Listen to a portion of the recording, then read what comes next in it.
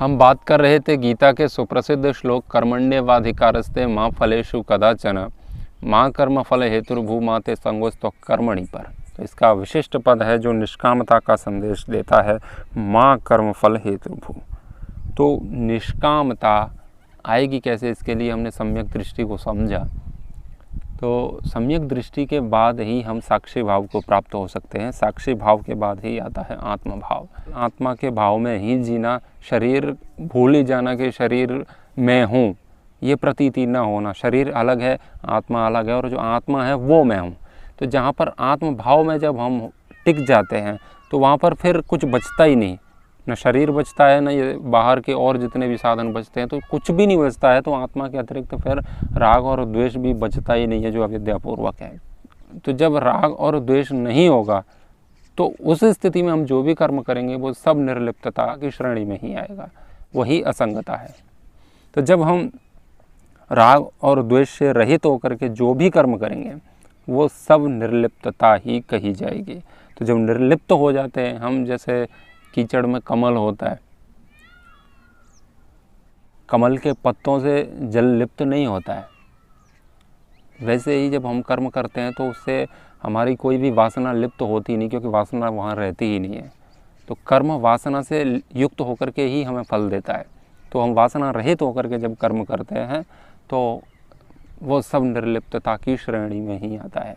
तो आत्म भाव में जीना, केवल आत्मा बस और कुछ नहीं। आत्मा और परमात्मा के बीच में है प्रकृति। तो प्रकृति के जितने भी तत्व हैं, चाहे वो शरीर हो चाहे कुछ भी हो, वो सब का भाव हमारे अंदर से विलीन हो जाना, सबको साधन समझना, अपने से अलग समझना, ये है साक्षी भाव, दृष्टा भाव। आपने देखा होगा कि हम जब तटस्थ भाव की बात करें तो हमें लगभग, तो बहुत सारे लोग तो ऐसा ही समझते हैं कि शरीर को अलग समझना और बाकी सारे संसार को अलग देखना।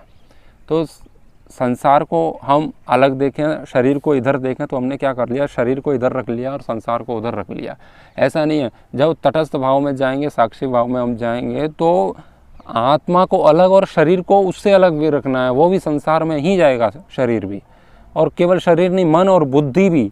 बुद्धि से अपने आप को पृथक देखना ही साक्षी भाव है। हम जो बुद्धि से सोच रहे हैं वो बुद्धि भी प्रकृति की है, वो हम नहीं है। जो हम कहते हैं ना, मैं इंजीनियर हूँ, तो इंजीनियर आप नहीं, आपकी बुद्धि है। आपने जितने भी सूत्र और जो कुछ भी आता है ना आपको, वो सब बुद्धि है। बुद्धि आपकी इंजीनियर है। आप कहते हो मैं डॉक्टर हूँ, तो डॉक्टर आप नहीं, आपकी बुद्धि डॉक्टर है। तो जब आप कुछ है ही नहीं, आप इंजीनियर नहीं, आप डॉक्टर नहीं, आप कुछ नहीं, तो किस बात का घमंड है फिर? कोई अहंकार की कोई बात ही नहीं बचती। तो फिर वहाँ कोई राग भी नहीं रहता, क्योंकि अहंकार आएगा तो द्वेष आएगा, और राग भी रहेगा साथ में। तो राग और द्वेष रहेगा तो कर्म से लिप्त होंगे। तो होता क्या है कि जब हम सोच लेते हैं कि मैं ऐसा हूँ, मैं धनवान हूँ, मैं चिकित्सक हूँ, मैं व्यापारी हूँ, मैं बहुत बड़ा आदमी हूँ, कुछ भी सोच लेते हैं, तो जो मैं और हूँ के बीच में जो चीज़ें आती हैं वो सब बुद्धि और आत्मा के मिश्रण के भाव से ही आती हैं।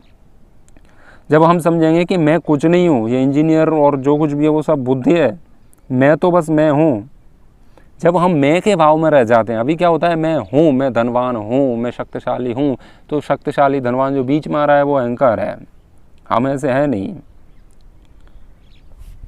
लेकिन मैं हूँ, केवल मैं का भाव रह जाएगा, मैं बस मैं हूँ, बाकी मैं क्या हूँ वो कुछ, ये सब प्रकृति है, ऐसा समझते हैं। तो हमारे अंदर क्या चल रहा है, एक वो भी चलता है कि हम बस देखें हमारे मन और बुद्धि में क्या चल रहा है। तो चलते चलते देखते देखते ही तटस्थ नहीं, उसको हमें ठीक भी करना है। कुछ गलत चल रहा है तो उस पर विचार करना है कि करना क्या है, कैसे करना है, इसे ठीक करना है, तभी उससे कुछ लाभ होगा। नहीं देखते रहो तो देखने से बात नहीं बनने वाली है। तो बुद्धि को उससे अलग समझना, इसको योग शास्त्र में भी कहा है, इसको क्लेश कहा है। ये कौन सा क्लेश है? अस्मिता क्लेश है। अविद्या, अस्मिता, राग, द्वेषा, अभिनिवेशा, पंच क्लेशा, ये 5 प्रकार के क्लेश कहे हैं। उसमें से दृक् दर्शन शक्ति हो एकात्मते वास्मिता, अर्थात दृक् शक्ति और दर्शन शक्ति, इन दोनों का एक भाव में प्रतीति होना हमारे लिए। दर्शन यानी कि हमारे सामने जो कोई दृश्य है, और दृक् शक्ति यानी देखने की शक्ति जो है, हम देखने वाला है। तो दृष्टा और दृश्य का तादाद में ही भोग है, और जहाँ भोग है वहीं रोग है, यानी कि कर्म मिलेगा, कर्म का फल मिलेगा तो वो रोग होगा ही, कुछ न कुछ है ही, मानसिक हो, शारीरिक हो, सामाजिक हो, जो भी हो। तो इसको अस्मिता क्लेश कहा है। दृक शक्ति और दर्शन शक्ति दोनों का मिल जाना, यानी कि दर्शन शक्ति जो देखने की शक्ति है, परमात्मा ने हमें जो बुद्धि दी है, जो साधन है उससे हम देख रहे हैं, उसका और दृक शक्ति देखने वाला जो दृष्टा है वो आत्मा है, उन दोनों का मिल जाना, एक अविद्यापूर्वक उसका संयोग मिश्रण होकर के हमें अपने आप को समझना, उसका एक अविद्यापूर्वक संयोग हो जाना, ऐसा समझना कि वो मैं ही हूँ, बुद्धि को समझना कि मैं हूँ, ये अस्मिता क्लेश है। जहाँ क्लेश है बस वो तो क्लेश है ही, फिर वहाँ ज़्यादा फिर सोचने वाली तो कोई बात बचती ही नहीं है। तो इसके संयोग को हमें हटाना है, अविद्यापूर्वक संयोग को हटाना है। वैसे तो आत्मा का बुद्धि से संयोग रहेगा, क्योंकि हम जो भी चित्र देखते हैं ना, सामने जो भी देख रहे हैं वो आत्मा नहीं देख रही है, वो आँख देखती है, आँख का जो गोलक है वो देखता है, गोलक से फिर वो मूल इंद्रिय पे पहुंचता है, फिर वो मन से संपर्क होता है, बुद्धि भी उसमें आती है, फिर हम उसमें निर्णय करते हैं, तब आत्मा तक पहुंचता है, हम उसको अनुभव करते हैं। तो हम जो भी दृश्य देख रहे हैं वो आत्मा नहीं, वो बुद्धि देख रही है। तो हम जो भी देख रहे हैं वो सब बुद्धि में देख रहे हैं, बाहर हम कुछ नहीं देख रहे हैं, बुद्धि में ही ये सब कुछ चित्र बन रहे हैं, क्या पकड़ना है क्या छोड़ना है, ये सब कुछ बुद्धि में ही होता है। तो बुद्धि है वो एक प्राकृतिक तत्व है, वो हम नहीं है, वो प्रकृति है, हम प्रकृति नहीं है, हम चेतन है। बस जड़ और चेतन का एकदम से पृथक भाव में हो जाना, बस यही है दृष्टा भाव। बस इस भाव में हम सोचें कि ये प्रकृति है। तो जब हम प्रकृति से पूरे तरीके से छूट जाते हैं तो चेतनता ही बचती है, और चेतनता का भाव है बस वही है आत्म भाव। तो जब व्यक्ति आत्म भाव में पहुंच गया तो फिर तो वहाँ कोई हानि और लाभ वाली कोई बात रहती नहीं, क्योंकि पता है न तो आत्मा मरनी है, न ये बूढ़ी होनी है, न इसको कोई हानि होने वाली है, तो उसका तो कुछ हो ही नहीं रहा। तो फिर किसका भय, और भय नहीं तो राग नहीं, द्वेष नहीं, मोह नहीं, फिर तो कुछ बचता ही नहीं। ये सारे भय होते हैं या लालच होते हैं, सब कुछ होता है, वो हम प्रकृति से जुड़ करके देखते हैं, तब हमें ये सारी समस्याएं आती हैं। मैं का मतलब मैं शरीर हूँ, ये समझ लेना, तब समस्या पैदा होती है। इसीलिए फिर हम इस शरीर को मरने से बचाना चाहते हैं। धर्म के साथ हम खड़े नहीं हो पाते हैं, क्योंकि ऐसा लगता है कि धर्म के साथ खड़े हुए तो कोई शत्रु हमारा गला काट सकता है, तो हमारा अंत हो जाएगा। यही है ये दृष्टा और दृश्य का तादात्म्य, अविद्यापूर्वक इसको समझ लेना, मैं ये ही हूँ ऐसा समझ लेना। तो शरीर है वो उससे अलग है, तो फिर कटेगा मरेगा कौन? शरीर, आत्मा नहीं मरेगी। तो फिर पता है कि शरीर मरेगा, मैं नहीं मरूंगा, तो फिर शरीर के प्रति कोई लालच भी नहीं रहेगा, राग भी नहीं रहेगा।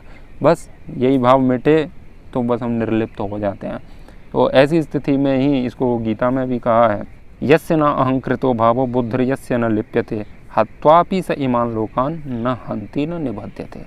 अर्थात जो बुद्धि, यस्य न अहंकृतो भावो बुद्धिर यस्य न लिप्यते, जिसकी बुद्धि लिपायमान नहीं है, लिप्त नहीं है, अपने आप से ऐसा समझ लेना कि मैं ये ही हूँ, अपने आप को वही समझ लेना, बुद्धि से जोड़ करके अविद्यापूर्वक समझ लेना। जिसका ऐसा नहीं है, जो बुद्धि से लिप्त नहीं है, आत्मा और बुद्धि को पृथक पृथक देखता है, वह सारे संसार को मारते हुए भी नहीं मारता, उससे कोई भी लिप्त नहीं होता, वो कोई पाप पुण्य कुछ नहीं होता उससे।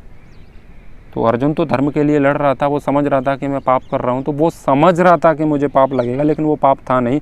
यदि वो सकामता से भी कर्म करता तब भी वो पाप वाली तो कोई बात ही नहीं है वहाँ पर, क्योंकि वो धर्म के पक्ष में है और अधर्म के विरोध में है। तो पाप तो लगना नहीं है, लेकिन वो पाप से डर रहे थे, इसलिए उसको पाप और पुण्य से भी ऊपर ले गए थे श्री कृष्ण, निष्कामता के संदेश के महत्व को समझाने के लिए।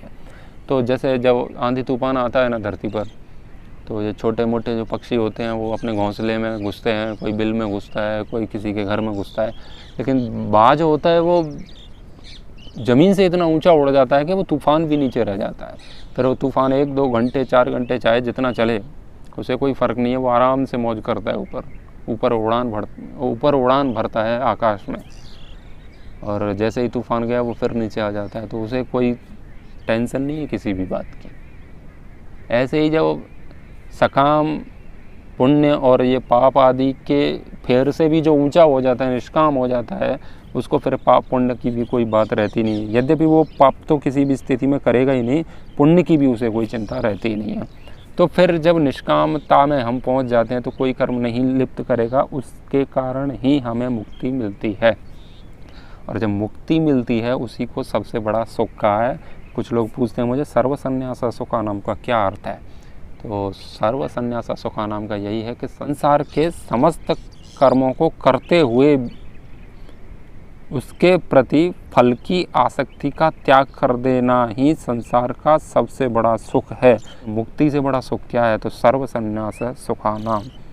हम जो भी कर्म करें अनासक्त भाव से करें, तो अनासक्त भाव के बाद हम मुक्त हो जाएंगे और वो सबसे बड़ा सुख है। तो गीता के इस श्लोक में बहुत सारी बातें हैं जो हमारे जीवन को परिवर्तित कर। ये श्लोक आप समझ सकते हैं कि ये कितना दिव्य और कितना सर्वोच्च शिखर पर हमें प्रतिष्ठापित कराने वाला श्लोक है। तो भगवान श्री कृष्ण जो बोल रहे थे वो एक अद्भुत संजीवनी बूटी है हमारे लिए। तो ये कर्मण्येवाधिकारस्ते मां फलेषु कदाचन मां कर्मफले तुर्भुमा ते संगोस्तो कर्मणि, ये मात्र श्लोक पाठ करने के लिए नहीं, ये मुक्ति प्रदाता श्लोक है जो हमें समस्त बंधनों से छूटने के लिए प्रेरणा देता है। आशा है आपको बात कुछ स्पष्ट हुई होगी, विचार करेंगे तो और स्पष्ट हो जाएगी। बस दृष्टा भाव सबसे बड़ा भाव है, वहाँ पर जाके सब कुछ छूट जाता है, कुछ नहीं बचता। तो जो हम कहते हैं कि मैं हूँ,